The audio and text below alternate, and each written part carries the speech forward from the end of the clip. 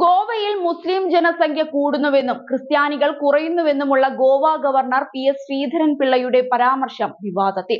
Ernakulam Karumalloor saint Mary's പള്ളിയിലെ ചടങ്ങിൽ പങ്കെടുത്ത് സംസാരിക്കുമ്പോഴായിരുന്നു ശ്രീധരൻപിള്ള വിവാദ പരാമർശം നടത്തുന്നത്. ഗോവയിൽ ക്രൈസ്തവർ 36-ൽ നിന്ന് 25% കുറഞ്ഞുവെന്നാണ് ശ്രീധരൻപിള്ള പറഞ്ഞത്. മുസ്ലിം ജനസംഖ്യ 3-ൽ നിന്ന് 12% ഉയർന്നു. ഇതിൽ പോസിറ്റീവ് അന്വേഷണം നടത്തണമെന്ന് ഗോവ ആർച്ച് ബിഷപ്പിനോട് താൻ ആവശ്യപ്പെട്ടതായും ശ്രീധരൻപിള്ള പറയുന്നുണ്ട്. പരാമർശത്തിൽ വിശദീകരണവും ശ്രീധരൻപിള്ള നടത്തി. താൻ ഏതെങ്കിലും മതത്തെ ഉദ്ദേശിച്ചു പറഞ്ഞതല്ലെന്നും മതമേലധ്യക്ഷന്മാർ വന്നപ്പോൾ അവരോട് പറഞ്ഞത് മാത്രമാണെന്നുമാണ് അദ്ദേഹത്തിന്റെ വിശദീകരണം. ജനസംഖ്യാനുപാതമായി പറഞ്ഞതല്ലെന്നും ശ്രീധരൻപിള്ള എടുത്തു പറയുന്നുണ്ട്.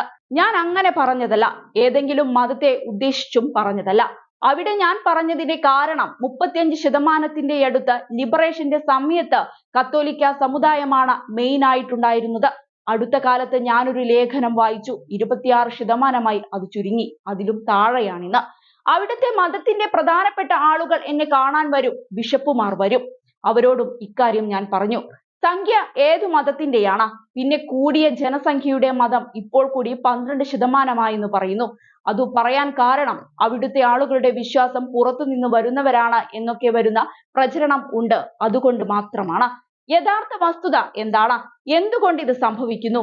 അതിനെപ്പറ്റിയാണ് സൂചിപ്പിച്ചത് എന്നും അദ്ദേഹം എടുത്തു പറയുന്നുണ്ട്.